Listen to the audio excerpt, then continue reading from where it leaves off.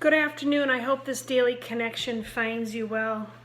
I am finding myself lamenting these days again, which is all a part of the grief cycle, I suspect.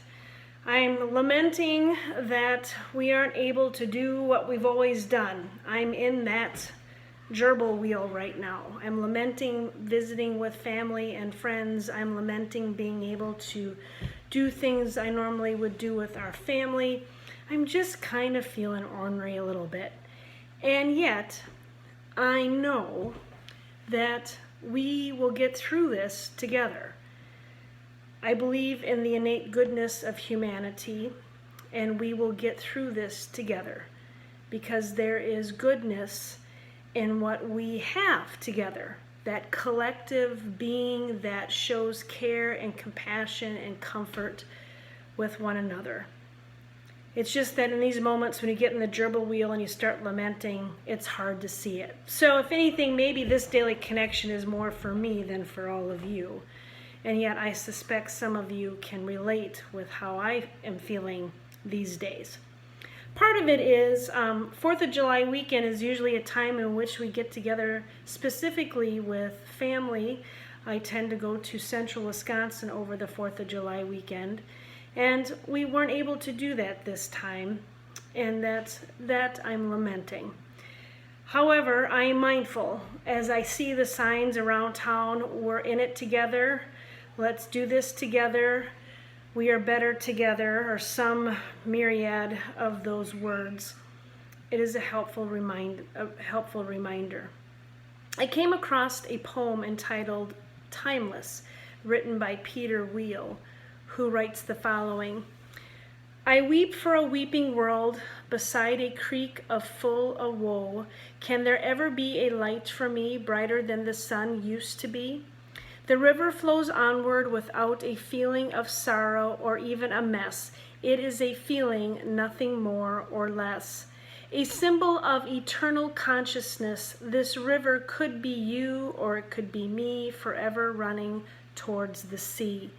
It is a river, nothing more, nothing less, winding around the curves and bends, flowing briskly, sometimes slowly, to its end.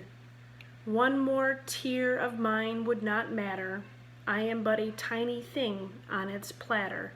But if I weep no more, the world will be a better place, full of wonder and full of grace. A simple understanding that we are all part of this human race. If anything, this pandemic has certainly reminded all of us that we are a part of something much bigger than ourselves, and that when we play our part, wear a mask, socially distant, physically distant ourselves from one another, as we take intentional time to connect with people, whether it's through a text message or a phone call or even a simple wave, we are doing our part in making sure that we can get through this together, one step at a time. So even in the midst of all of my laments, I am grateful that we are able to do this together, to do this ministry together, to do this thing called church together in this different way. And I'm even amazed at how we have been able to do this all together in a different way. And yet I long to see all of you. So my friends, on this day, I hope you are able to find moments of joy, moments of connectedness, moments in which you can openly lament, but be mindful of the presence of the Holy that binds us together in words that are sometimes not even able to be expressed, but we are connected in the song of the birds, or the flowers that are blooming, or a simple phone conversation with a friend. Those are moments of the holy. Those are moments that bind us together.